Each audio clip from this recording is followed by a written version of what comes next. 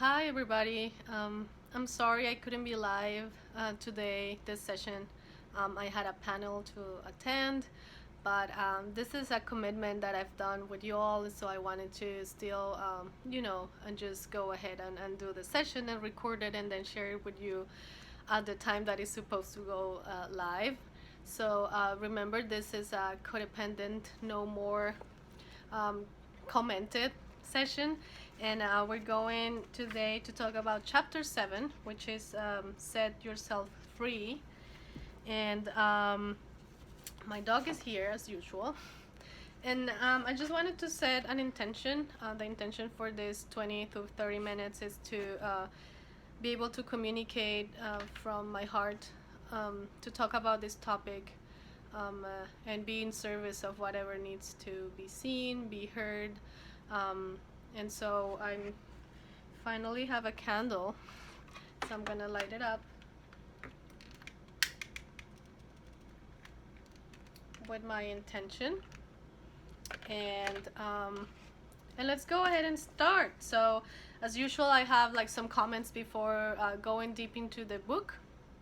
And one thing I was reflecting on today when I read this, and it hit me hard because a lot of the things that she describes I feel I've done, and this is it brings grief, and it's hard to realize that you've done these things, that you can relate to some of the behaviors that she describes here.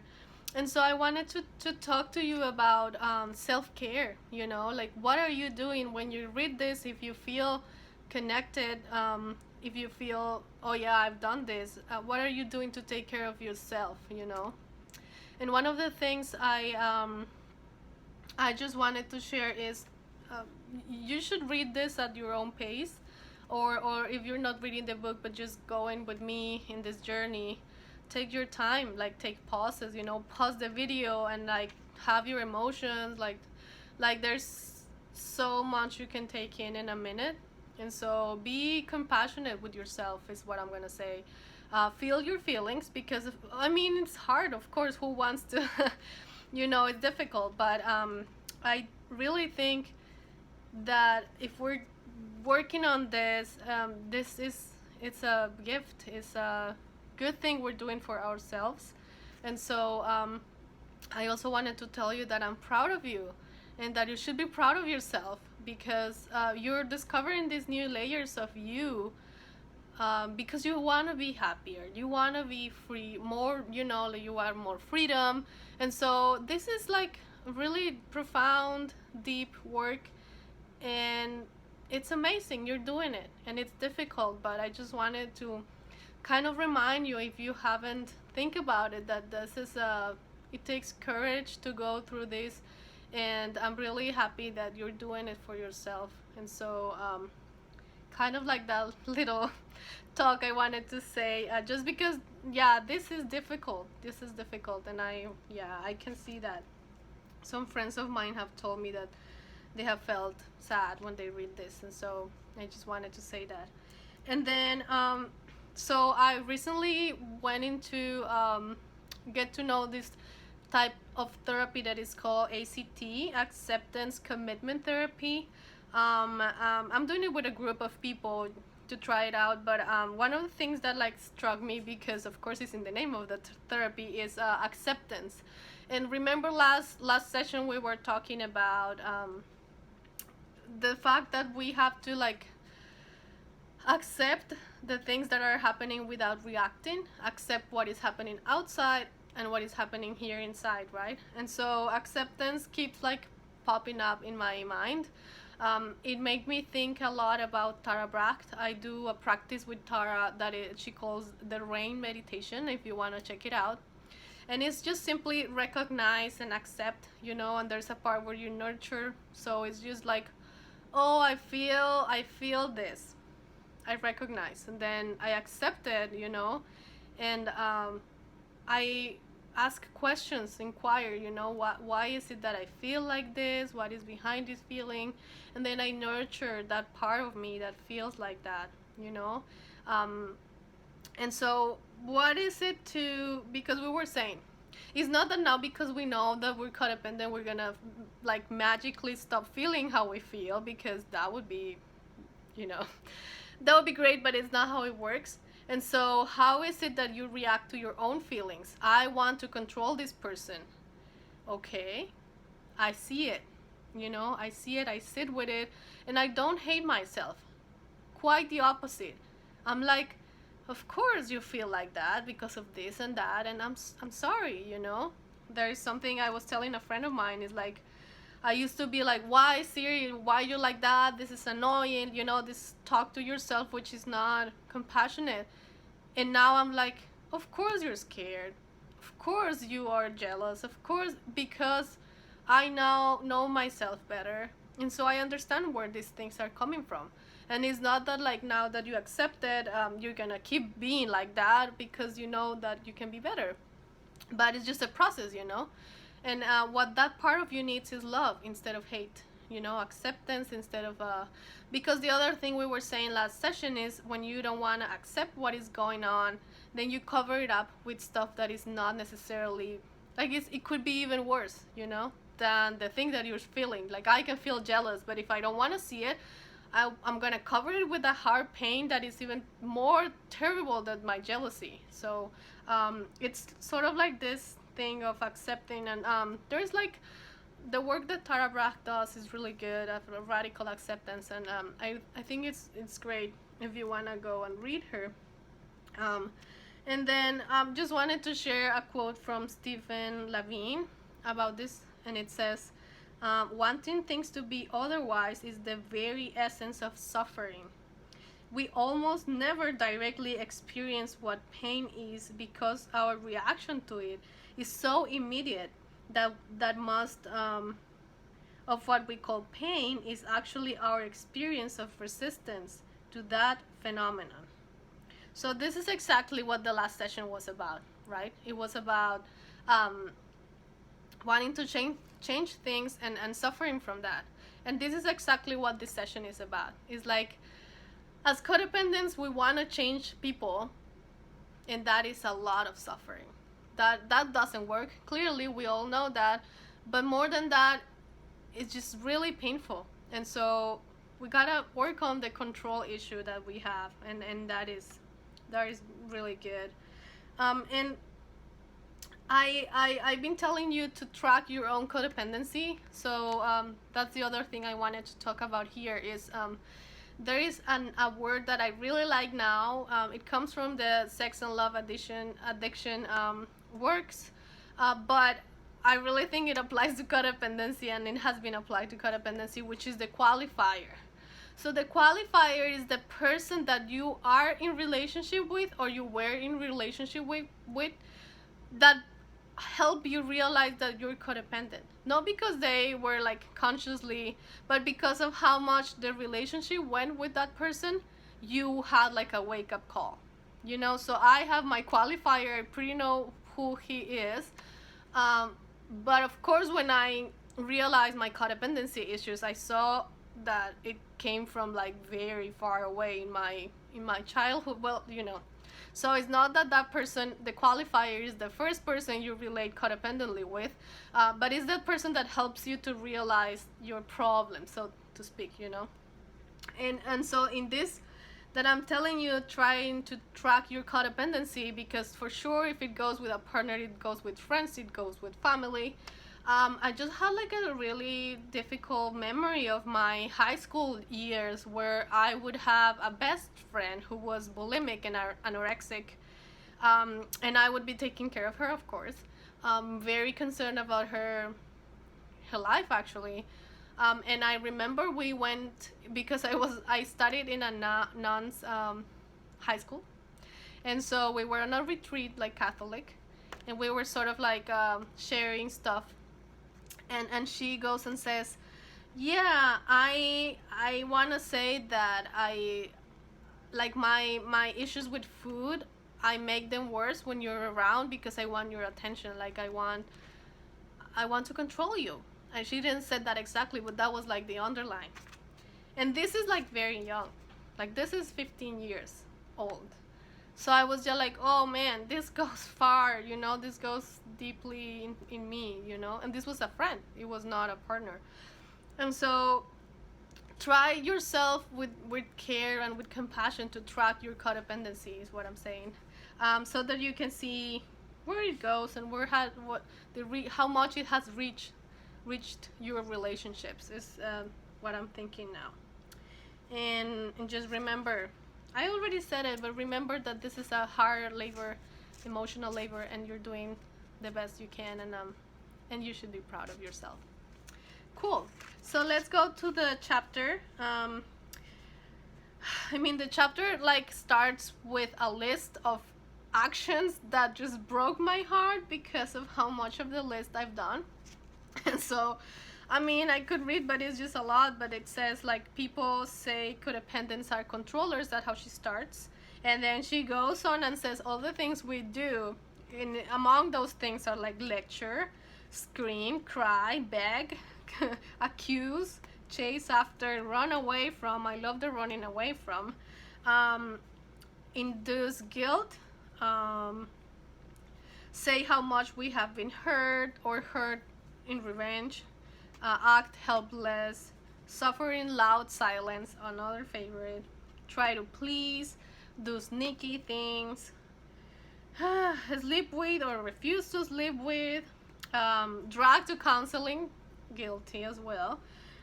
Pray for miracles. I have prayed for miracles a lot. Supervise. Go to places we don't want to go. Complain. Write letters about. Stay home and wait for. Also have done that. Move away from. Move with. Scold.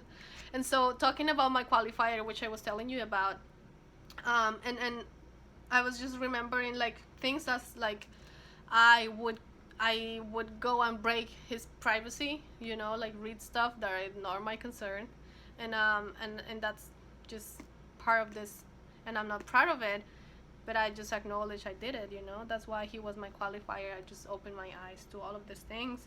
But I also remember like being so desperate for the situation to be different, to change it, that I would go to the park and cry and pray. And not praying for him to change, but for myself to change. Like I would go and pray, God, just like help me not feel this, not want this. Like I wanted different things than him, and I just wanted to change myself, you know, like and so it's not only like controlling outside, but like I was trying to control here, what happens here, instead of honoring what happens here, and seeing that if that person is not able to provide what I need here, it's not that I'm gonna change them, I'm just gonna leave, you know, or have a different relationship. And so that was tough. And the list goes on, like advice, classic, like we are very wise for sure, we know how things should be done, so we would advise a lot. Teach lessons. This made me remember teaching lessons. There was one relationship I told you actually the first session about. It was a relationship with someone that has a mental illness, which is nothing bad or anything, but the way what we were interacting with that was the bad thing. And I remember my interactions with them where I would be so wise, like I would truly connect to my higher self to tell them things. And because I was so desperate to give them wisdom, that I kind of like started there to pursue a more spiritual way, because I really was able to channel some messages from God, from like, I call God, but like from your higher power, or you know. And so because this has light and shadow, you know, so I was using that to control them, but that was pretty real. Like the wisdom that came from that was pretty real, and I just like remember that. And so now I want to offer that and put myself in service, not to control anyone, but just to help, you know, people. And so she keeps going on. Try to make jealous. I've done that for sure. Provoke, insist. Search through the past, which I was telling you that I was invading their privacy. Almost give up on, then try even harder. Same. And so what is the root here is that we want to force things to happen. So we don't allow things to happen as they like as they are, but we want to control them and force them to be something. And so clearly that doesn't work. And there are different sort of strategies for that, and I want you to think which is your strategy, like if you're able to recognize your strategy. Usually we can have like a mixture, but one she says here is being like a tyrant and like dominating, scary person. I definitely know friends that are like that with their husbands or their wives. So the tyrant, classic. Or they hide behind a costume of sweetness and niceness. And so this is the other one. I have also known friends that are so sweet and so nice, but they want to control me. They say they want to help me and like they want to offer me these things, but in the end it's just like very, very controlling. And so the boundaries with that kind of people is really hard for me, and I have used it as well, so and then the third one is crying, claiming inability, proclaim their dependence, announce their overall victimization, and successfully control through weakness. In the path work, which is my spiritual community, we work a lot on this one, because when you have a person that names themselves and sees themselves as weak and a victim, they have so much power over you. And this is the one I've used the most. And it's not like I wanted to, it's not something I enjoy. Like, again, we have to be compassionate. But when someone is weak and powerless, you just have to help them. You just have to drop your life and go and rescue them. And that is like, and it's like the opposite of what you're thinking. So is this person weak? Is this person a victim? But they have you controlled. They have so much power from like the place that they are. And so again, this is just, you see, search inside yourself, like if you're taking the place of the victim or the weak one, because there is some manipulation going on, and I bet it's not necessarily conscious. It's not that you're planning this to do. It's just like, we gotta heal these things. And yeah, we can combine tactics, but what we want is to make people to do what we want. So it's funny because we might be right that they need to change. We might be right that the this or that behavior doesn't work, and yet that's not our role to tell them that. And what she says here, which I already mentioned, I think, but this is so clear, that when you intervene with your forcing current, the person is not growing. They are not going their own path. And I think for example, for parents, this is clearly a thing where they want to like make their children to do what they think is the right thing instead of letting them go their own way. And in that process, you block their access to the higher power and their own path, simply. So that is the message here. And then after she names these things, she gives us a painful story about Maria, who was married to an alcoholic. And she goes and tell us what happened to her, how she was finally feeling better, but because the husband was going to drink again, she sort of quit her life and went to protect and save him. And so really tough story. And this all to say that when we think we're controlling, actually the situation and the other person is controlling us. So in this relationship with my qualifier that I was telling you about, I would be very insistent on controlling his behavior, but at the end, my whole life was about him. My whole life was about his schedule, his partnerships, his friendships, his everything. And so he was, wanting it or not, he was controlling me, and the situation was controlling me. I didn't have my freedom to do whatever I wanted, And so this is what we want to see, how much we're controlled by the situation and the person. And something that was here very present as well is the fact that we fool ourselves, because, and if you have been in that sort of relationship, there's a lot of promises going on. And so I remember my qualifier saying the exact thing I wanted to hear so that we can stay together. And so because he knew that I was in this spiritual path, he would tell me things like, yeah, this is a projection of my mother, or this is my childhood. But deep down, I knew that he didn't necessarily believe this, or if he did, there was some sort of like attempt to sort sort things out in a way that was not grounded, you know. And so, I mean, the most like extreme cases are like addiction and alcoholism, where they would say like, I'm sorry, I'm gonna change, but nothing happens after that, which we also have talked about, which is when you really are committed to like recuperate or do something better in when you messed up, you have to act accordingly. It's not just words, you know. So this is something to keep in mind as well. And so she says here, and I was telling you about how much this blocks, she says God's power, but you can think about your own self or your higher self, because at the end people just do what they want to do, you know. And when we qualifier, I think that's what happened, that I was so controlling and so intense that he would do things on my back, because of course, you know, like there's something about when you are so into that person, that the person would start to hide things from you, which is not to say that that's okay, but it's just that dynamic that happens, you know.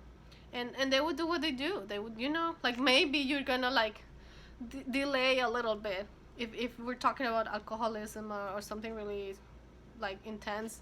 You might delay whatever is gonna happen, but they're gonna do what they're gonna do, and so you lose your time trying not to, you know. And so the final advice here is to detach and surrender, which I think is a beautiful idea.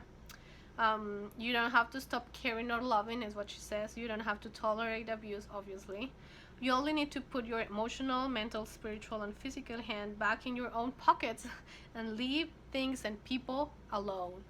That's tough and true, for sure. When you have done all that you can do, it is time to detach.